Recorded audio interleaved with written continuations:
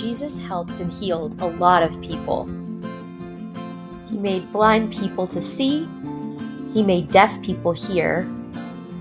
He made lame people walk. He made sick people better. One time, on the way to help a man who was worried about his sick daughter, he found himself in a crowd of people, pushing and shoving.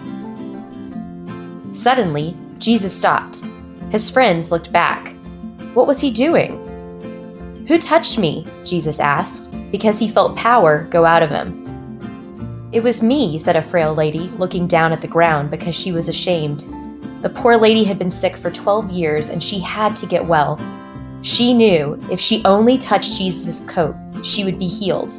So she touched his coat, and instantly she was well. Jesus helped a lot of people like this. He even brought back people to life who had died. A little girl one time, and his very good friend Lazarus. Jesus was making the sad things come untrue. He was mending God's broken world.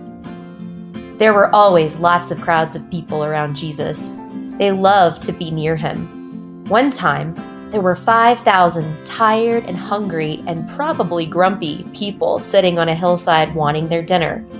They had stayed all day listening to Jesus because people could listen to Jesus for hours. But they hadn't brought enough food. Jesus' friends thought they should send the people home. They couldn't possibly feed that many people.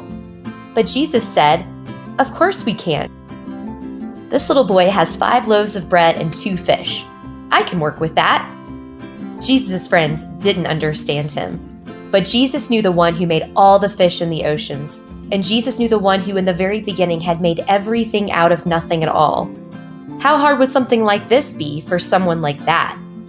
So Jesus took the bread and the fish, gave thanks for it, and then handed it back to his friends. As Jesus' friends started to hand out the food, do you know what? It was the strangest thing. No matter how much they broke off, there was always more, and more, and more. Enough for 5,000, and still there were leftovers. Jesus did many miracles like this, things people thought couldn't happen, that weren't natural.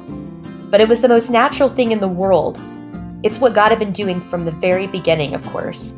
Taking the nothing and making it everything. Taking the emptiness and filling it up. Taking the darkness and making it light. Are you ready to draw now? Let's go. There are lots of things that you could draw from these stories, so just focus on 1 or 2 if you like. Everywhere Jesus went, he had crowds of people following him. People loved to be near Jesus. Draw Jesus surrounded by the people. Imagine you were the lady in the crowd who had been sick for years. All she did was touch Jesus' cloak and was made better. Draw the sick lady touching Jesus' coat in the middle of that crowd. Jesus brought people back to life, including a little girl and his friend Lazarus. Imagine how happy their families were when Jesus made them live again. Draw Jesus making people well. Imagine being the little boy whose fish and bread Jesus used to feed those crowds. Can you draw the disciples passing out those never-ending fish and bread to the people? Maybe there are lots of baskets of leftovers. Thanks again for all your hard work. Keep it coming, and don't forget to sign and submit your work when you're finished.